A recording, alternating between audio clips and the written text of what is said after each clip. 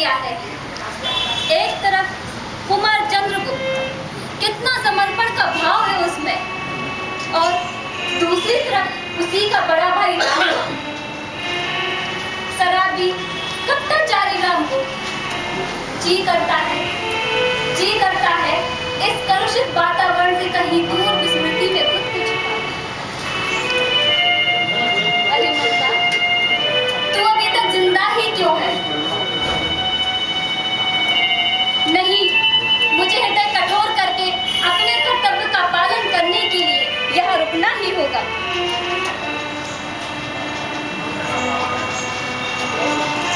अरे मल्ला, क्या सोच रही? अरे महारानी, स्वागत है।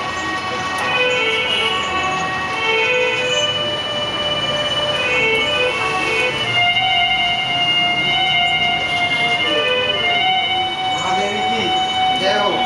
स्वागत महाराज। प्रणाम स्वामी महारानी।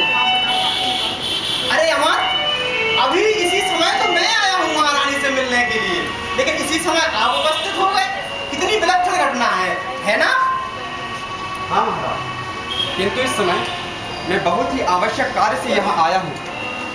ओ हाँ, मैं तो आपको बताना ही भूल गया।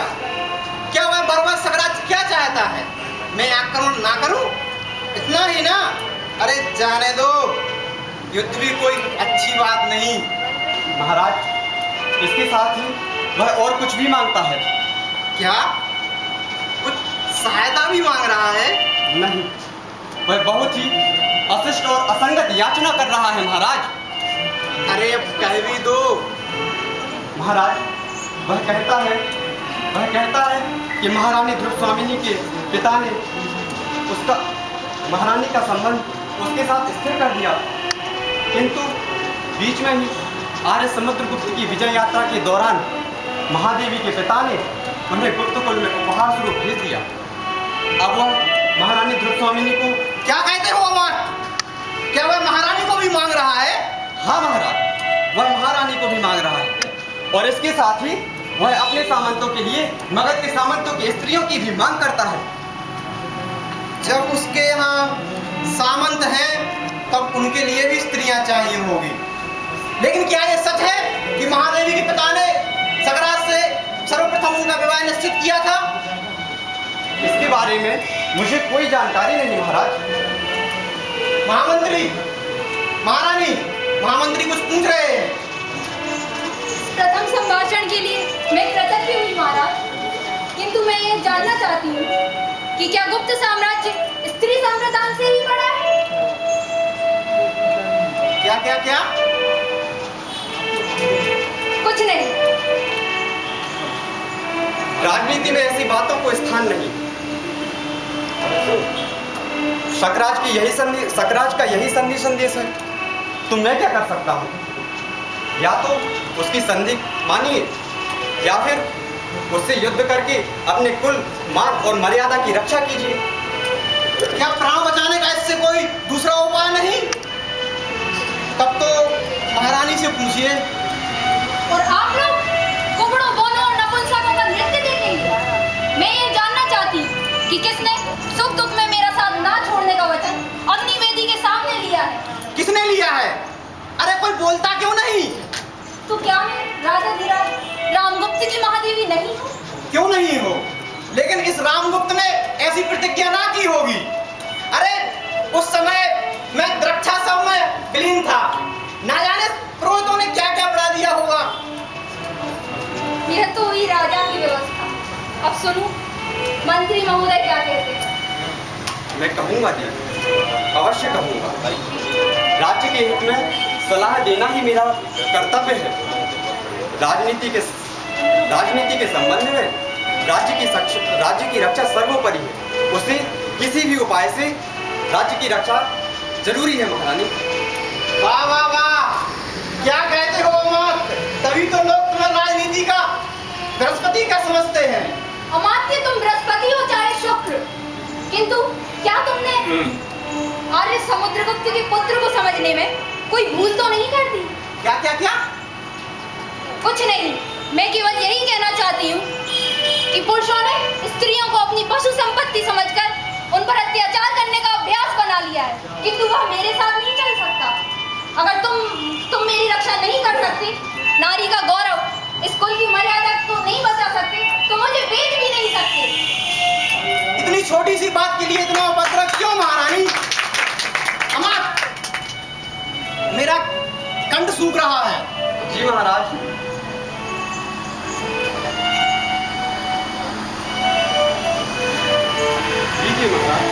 अच्छा, तो अब मैं चाहती हूँ अमात्य, आप अपने मंत्रणा ग्रहण में जाएं। मैं रानी ही नहीं किंतु स्त्री भी हूँ। मुझे अपने को पति कहने वाले पुरुष से कुछ कहना है, राजा से नहीं। जो आज्ञा महारानी। रुको महामंत्री, मैं भी आपके साथ चलता हूँ।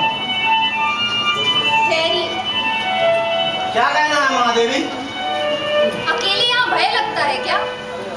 बैठिए, सुनिए।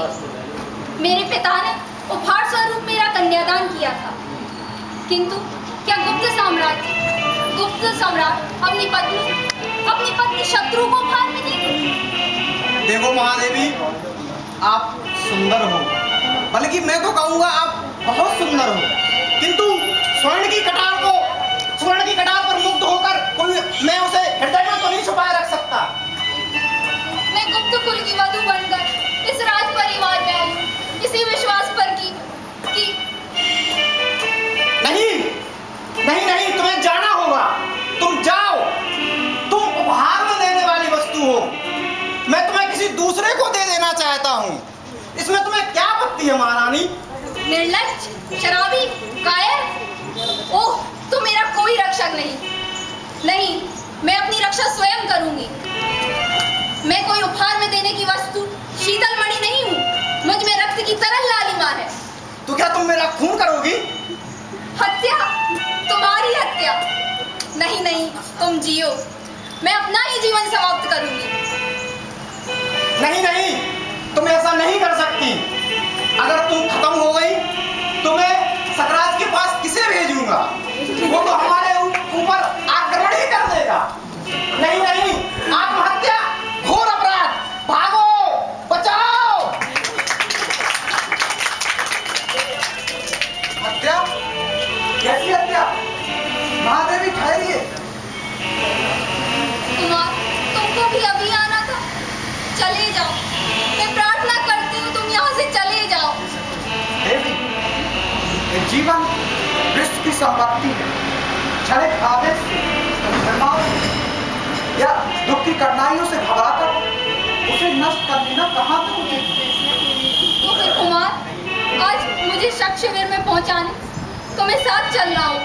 यह कैसा परिहास देवी? परिहास? कुमार, ये परिहास नहीं है, राजा की आज्ञा है। राजा शकराज को मेरी अत्यंत आवश्यकता है। यह नहीं हो सकता। जिस मान को बनाए रखने के लिए, जिस मर्यादा को बचाए रखने के लिए मैंने अपना दिया हुआ अधिकार छोड़ दिया, उसका आज यह अपमान मैं अपने जीवित रहते हुए अपने पिता आर्यसमुद्रगुप्त के स्वर्गीय गर्भ को इस तरह पददलित नहीं होने दूंगा। देखो तो कुमार, आत्महत्या कितना बड़ा अपराध, और आपसे तो बारी करते नहीं बनता। कुमार के अंदर छिपा हुआ कलश कितना भयंकर प्रतीत होता है। कुमार, विनय गुप्त कुल का सर्वोत्तम गुण विधान है, यह न भूलना चाहिए। तभी तो अमर आपने ऐसी व्यवस्था दी है कि महारानी को भेजकर भी संधि की जाए। क्यों? क्या यही विनय की पराकाष्ठा है? ऐसा विनय प्रवंचकों का आवरण है जिसमें सीन ना हो। इसके लिए मुझे प्राण दंड दिया जाए।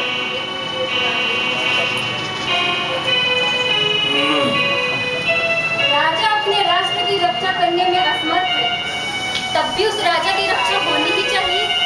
यह कैसी व्यवस्था है? अरे महारानी आत्महत्या करने के लिए प्रस्तुत, तो फिर यह हिचक क्यों? अमात्य प्राण दंड के लिए प्रस्तुत। अरे एक बार अंतिम बल से परीक्षा करके तो देखो, बचोगे तो राष्ट्र और सम्मान भी बचेगा, नहीं तो सर्वनाश। बाहरी बंदा, भला तू कहाँ से इतनी उत्साह वाली बात कहने के लिए आ गई?